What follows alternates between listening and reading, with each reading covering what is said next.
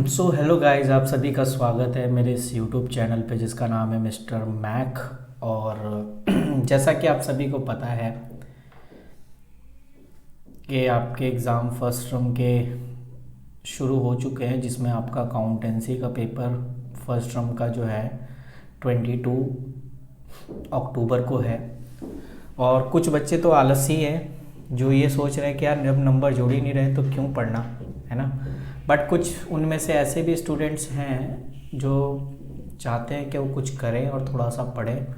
तो ठीक है यार, सबकी अपनी अपनी चॉइस है, हम किसी को कुछ नहीं कह सकते। लेकिन हाँ, अगर वो बच्चे जिन्होंने थोड़ा बहुत भी नहीं पढ़ा है, वो अगर ये वीडियो देखते हैं तो कहीं ना कहीं उनको जो है इतना कॉन्फिडेंट लेवल हो जाएगा कि जब वो एग्ज़ाम में बैठेंगे, ये फर्स्ट टर्म के लिए, बोर्ड के लिए नहीं, तो उनका जो है ये होगा कि हाँ जी, ये चीज़ मैंने पढ़ी हुई है या मैंने ये वीडियो में देखा हुआ है मैथ्स सर की क्लासेस में, तो कहीं ना कहीं आपका काम हो जाएगा।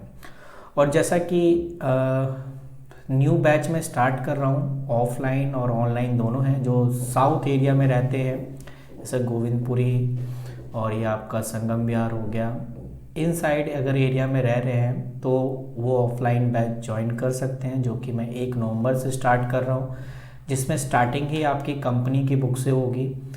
तो आप वीडियो को देख के एक प्रॉपर डेमो देख सकते हैं कि मैं किस तरीके से क्लासेस जो है कवर करता हूँ, या और भी वीडियोस पढ़ी है मैंने, लाइव क्लासेस भी ली हैं। और जो दूर रहते हैं वो ऑनलाइन क्लासेस ले सकते हैं, कोई इशू नहीं है, तो अपना वो ऑनलाइन क्लास ले सकते हैं।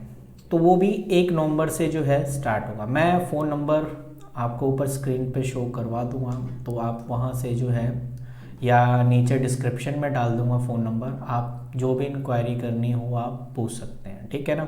तो 1 नवंबर से नया बैच स्टार्ट होगा। उससे पहले के जो बैचेस हैं उनको ये सारी चीज़ें करा दी हैं, पार्टनरशिप प्रॉपर फिनिश हो चुका है। और बाकी के जो रह गए शेयर्स से रिलेटेड, तो वो इसलिए मैं इसको नहीं करा रहा था कि उसकी वजह ये थी कि अगर मैं ज़्यादा जल्दबाजी करूँगा तो कहीं ना कहीं जल्दबाजी के चक्कर में बच्चों को समझ में नहीं आएगा। तो इसीलिए जो कॉन्सेप्ट था मेरा कि आज के कॉन्सेप्ट में भी यही हम देखेंगे कि सिर्फ वही जो फर्स्ट टर्म के एग्ज़ाम के पॉइंट ऑफ व्यू से जो एमसीक्यूज़ क्वेश्चंस बनते हैं, क्योंकि एमसीक्यू क्वेश्चंस आएंगे, तो उसको सिर्फ सॉल्व करने के लिए, only MCQ and theoretical part को कवर करने के लिए मैंने ये वीडियो बनाई है, जो आपके लिए हेल्पफुल होगी।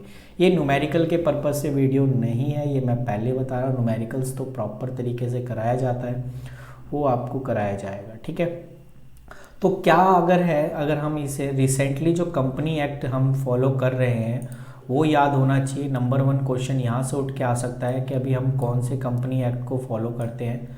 तो अभी हम जो कंपनी एक्ट को फॉलो करते हैं वो है कंपनी एक्ट 2013, ठीक है।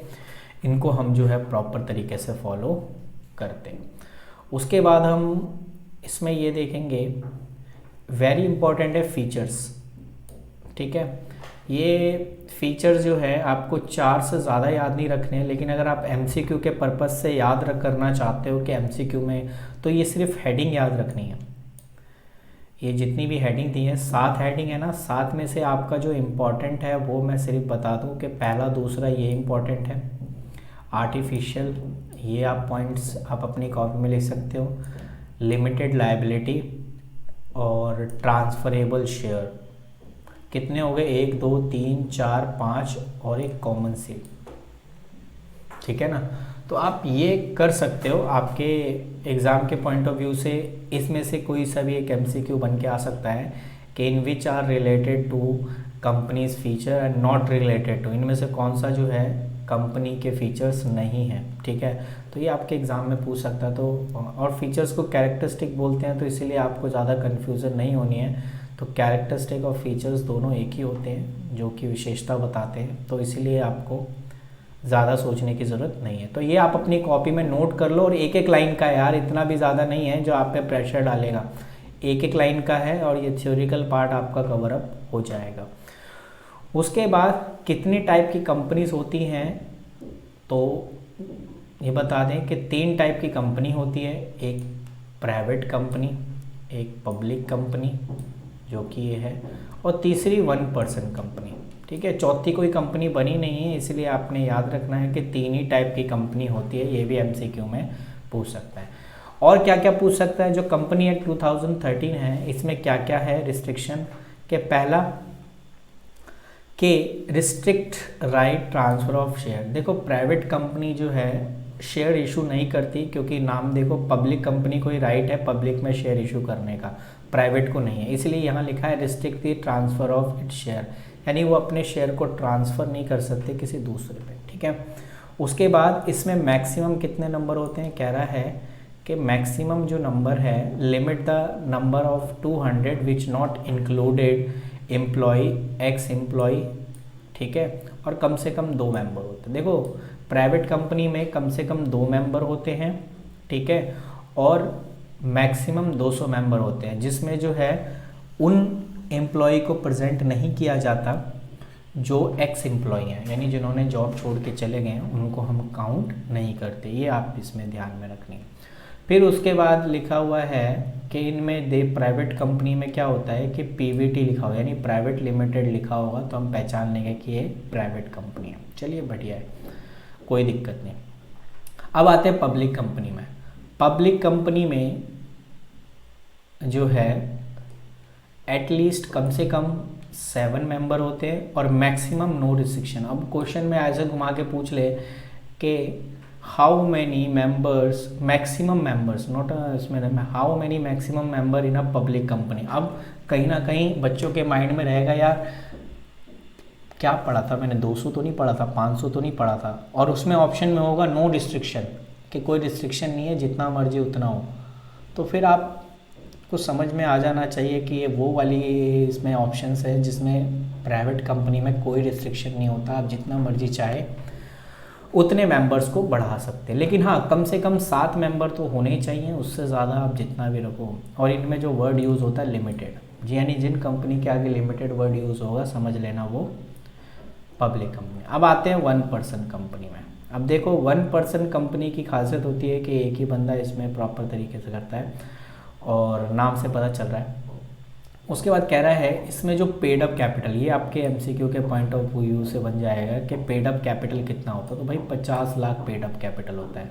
और इसमें टर्नओवर जो है नॉट एक्सीड 2 करोड़, 2 करोड़ से ज़्यादा आपके टर्नओवर यानी सेलिंग के जो आप कमा रहे हो वो 2 करोड़ से ज़्यादा नहीं होनी चाहिए, ठीक है। ऑफ 3 ईयर, 3 साल का डेटा चेक करने पे। अब इसमें क्या लिखा है, डायरेक्टर की बात करें तो मिनिमम डायरेक्टर जो होता है 1 पर्सन कंपनी में 1 होता है और मैक्सिमम 15 होता है।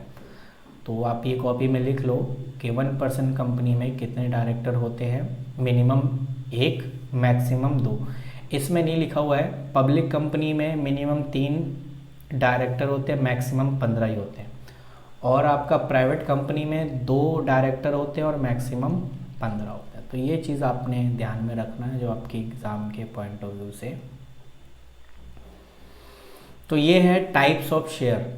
तो ये भी आपसे एमसीक्यू के पॉइंट्स में पूछ लेगा टाइप ऑफ शेयर। तो भाई 2 टाइप के शेयर होते हैं, एक प्रेफरेंस शेयर और एक इक्विटी शेयर, ठीक है ना। तो प्रेफरेंस शेयर क्या होता है, प्रेफरेंस शेयर्स वो शेयर होल्डर जिनको पहला राइट होता है कंपनी में प्रॉफिट का, ठीक है ना, और इक्विटी शेयर होल्डर को बाद में होता है, ठीक है। तो ये चीज़ आपने ध्यान में रखनी है।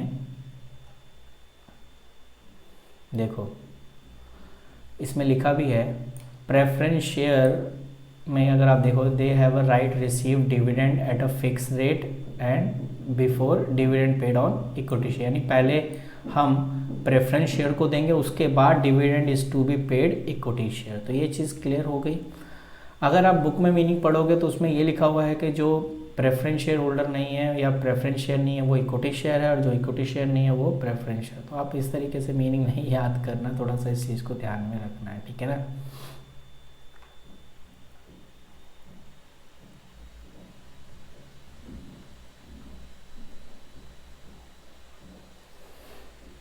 ये आप अगर आपको डिफरेंस अगर जानना है तो आप जो है ये इम्पॉर्टेंट है, right the difference between preference share and equity share.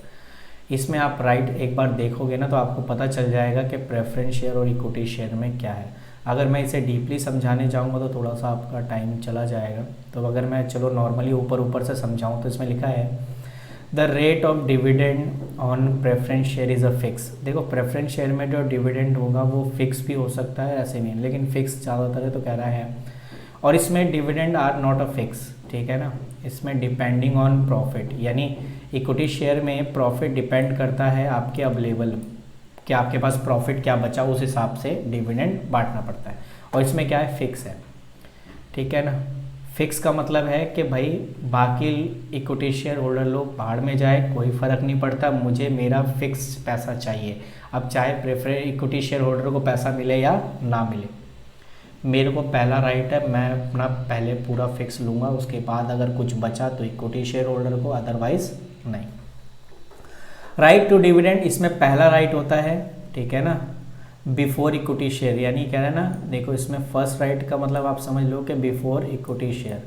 और इसमें लिखा है equity share receive after payment dividend, और वो भी बैलेंस पेमेंट, अगर आप पूरा पढ़ोगे तो, कि बाकी बचा कुचा जो पैसा है वो तभी मिलेगा इक्विटी शेयर होल्डर को जब प्रेफरेंस शेयर होल्डर को मिल जाएगा, ठीक है। और रिडम्पशन की बारी भी आए तो भाई इनको जो रिडम्पशन है after period but with in a period 10 year, इनकी जो रिडम्पशन की डेट होती है यानी रीपेमेंट की डेट, वो 10 साल के अंदर अंदर करनी पड़ती है, और इसमें कोई टाइम नहीं होता, ठीक है ना। जब तक कंपनी बंद ना हो जाए तब तक हम पे कर देंगे, ठीक है ना।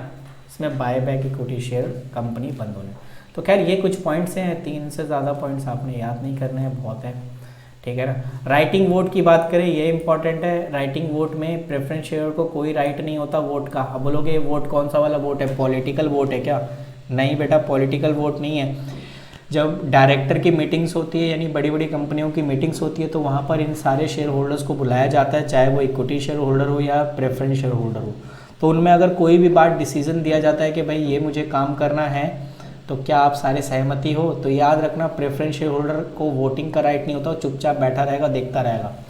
तो राइट किसको होता है, इक्विटी शेयर होल्डर को। तो ये कोई भी डिसीजन कंपनी में लेना हो तो वोटिंग के थ्रू होता है, क्योंकि बहुत सारे लोग हैं तो वोटिंग मेजॉरिटी चलती है 2/3, जो कि अपना शुरू से ही चलता आ रहा है पॉलिटिक्स में भी। तो इसी चीज़ को फॉलो करते हुए जो है कंपनी भी इस चीज़ में काम करती है, ठीक है ना।